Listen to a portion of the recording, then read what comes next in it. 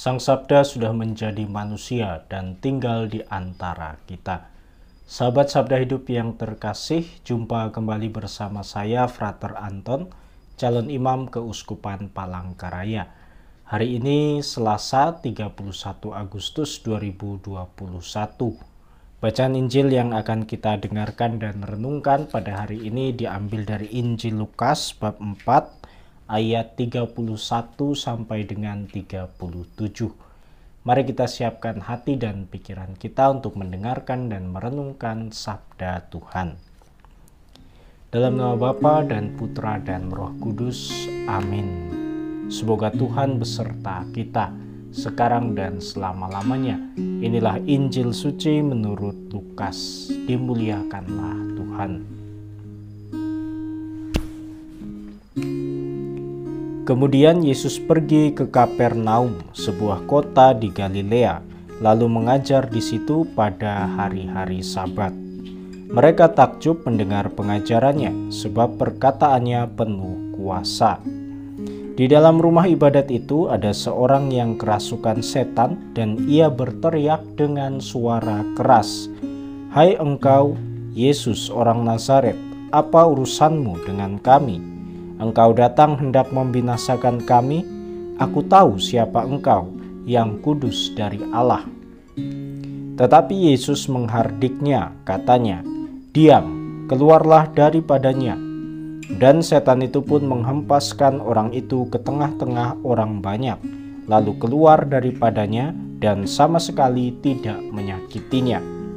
Dan semua orang takjub, lalu berkata seorang kepada yang lain, katanya, "Alangkah hebatnya perkataan ini, sebab dengan penuh wibawa dan kuasa ia memberi perintah kepada roh-roh jahat dan mereka pun keluar."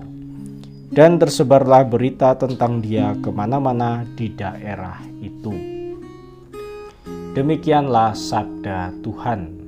Terpujilah Kristus. Para sahabat Sabda Hidup yang terkasih, dalam karya misinya selama di dunia, ada banyak hal yang dilakukan oleh Yesus.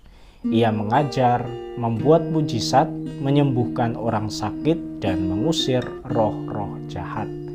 Bacaan Injil yang kita dengarkan pada hari ini mengisahkan salah satu kisah pengusiran roh jahat yang dilakukan oleh Yesus, atau dalam bahasa yang lebih populer disebut sebagai eksorsisme. Bicara soal eksorsisme memang tidak ada habisnya, karena biasanya orang juga suka bicara mengenai hal-hal mistis di sekitar kita. Ada banyak kisah eksorsisme yang dibuat oleh Yesus dalam kitab suci, dan bahkan kita juga dapat menemukan kisah-kisah eksorsisme lainnya yang dilakukan oleh orang lain, entah itu melalui buku ataupun film-film. Pada bacaan Injil hari ini tidak hanya bicara soal eksorsisme. Teks Injil ini juga menampilkan kejadian lainnya, seperti sebelum peristiwa pengusiran roh jahat, Yesus terlebih dahulu mengajar orang banyak. Pengajaran adalah salah satu sarana yang digunakan oleh Yesus, seperti halnya membuat mujizat, menyembuhkan orang sakit, dan juga mengusir roh jahat. Tujuan utama Yesus ialah mewartakan pertobatan dan kerajaan Allah.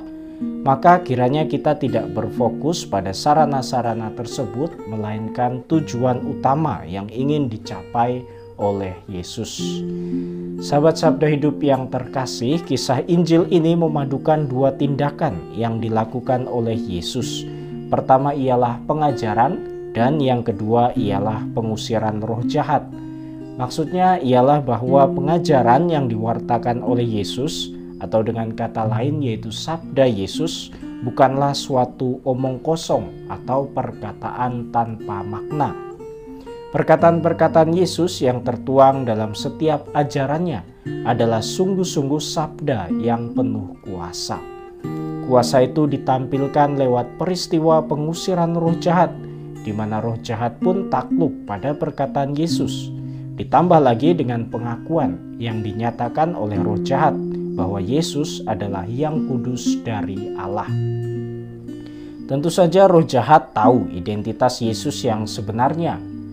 Dalam Katekismus Gereja Katolik dijelaskan bahwa iblis, setan maupun roh-roh jahat pada mulanya adalah malaikat baik yang diciptakan Allah, tetapi mereka menjadi jahat karena kesalahan sendiri, yaitu menolak Allah dan kerajaannya secara radikal dan tetap.